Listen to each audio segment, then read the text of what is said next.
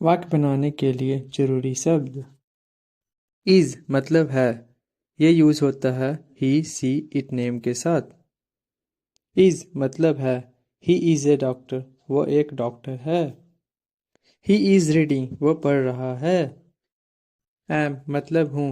Rule I के साथ M हमेशा लगता है। एम मतलब हूँ।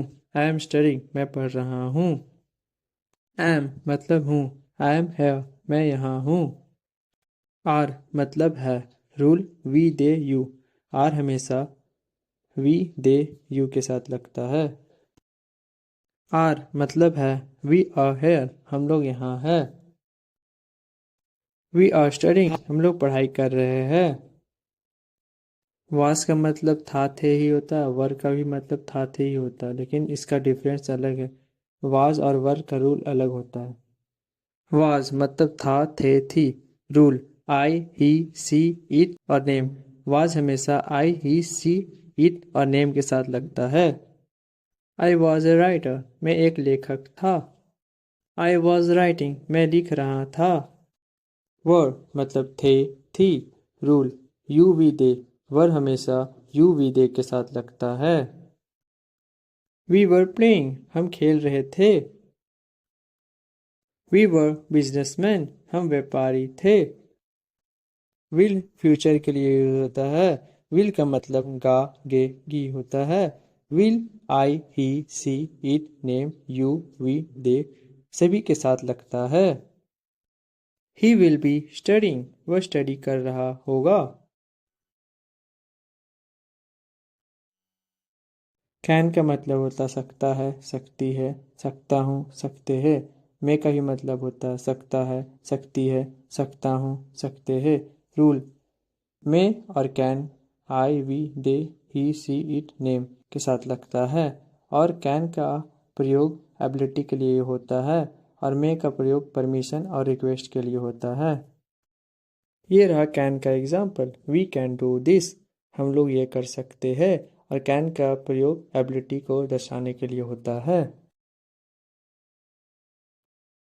मे का प्रयोग परमिशन और रिक्वेस्ट के लिए होता है, जैसे कि मे आई हेल्प यू, क्या मैं आपकी मदद कर सकता हूँ।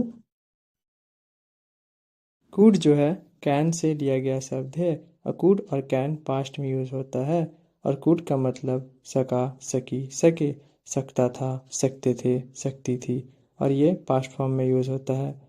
और इसका रूल है I you we they he she it name. Could और कैन का प्रयोग सभी के साथ होता है।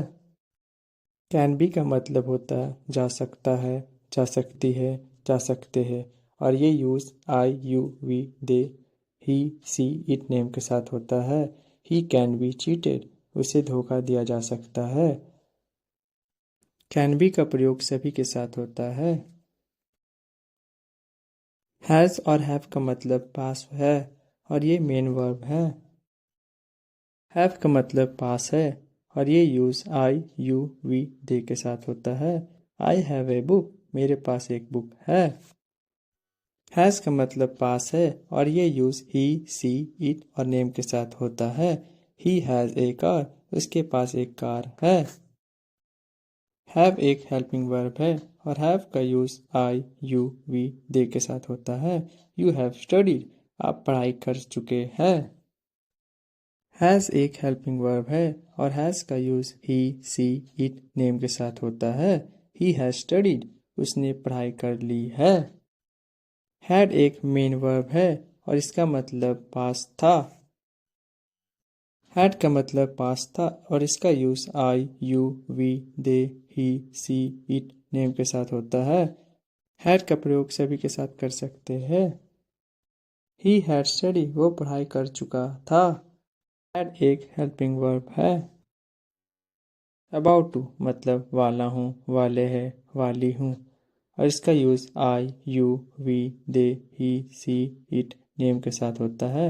I am about to eat, मैं खाने वाला हूँ।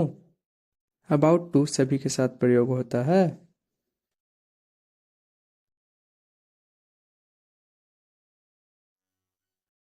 आई वॉज अबाउट टू ईट, मैं खाने वाला था।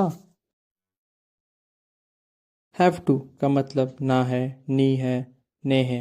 इसका यूज़ आई यू वी दे के साथ होता है। आई हैव टू ईट, मुझे खाना है।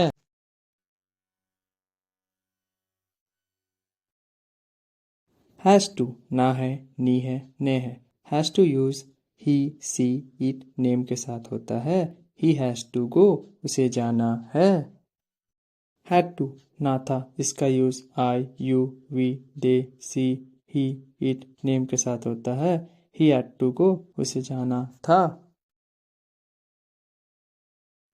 बी का मतलब हो होता है।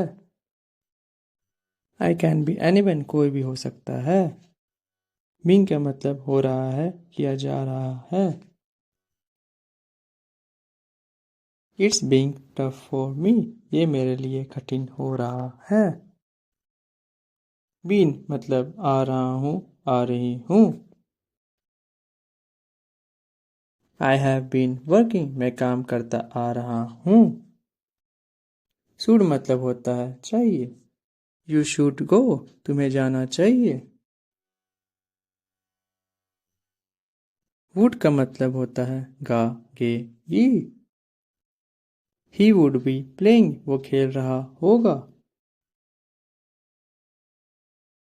माइट मतलब शायद हो सकता है।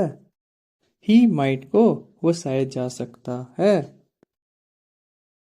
डू का मतलब क्या हूँ, क्या है। डू का use I we you they के साथ होता है। डू आई गो, क्या मैं जाता हूँ। डस का मतलब क्या है, और डस का यूज ही सी इट और नेम के साथ होता है। डज ही स्टडी, क्या वो पढ़ाई करता है। डिड का मतलब क्या था, क्या थे, क्या थी। डिड यू गो, क्या आप गए थे।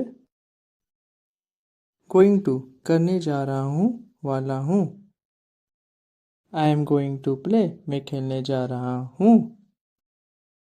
ऑट टू मतलब चाहिए, ये यूज रिस्पॉन्सिबिलिटी के लिए यूज होता है। You ought to respect women, आपको महिलाओं का सम्मान करना चाहिए।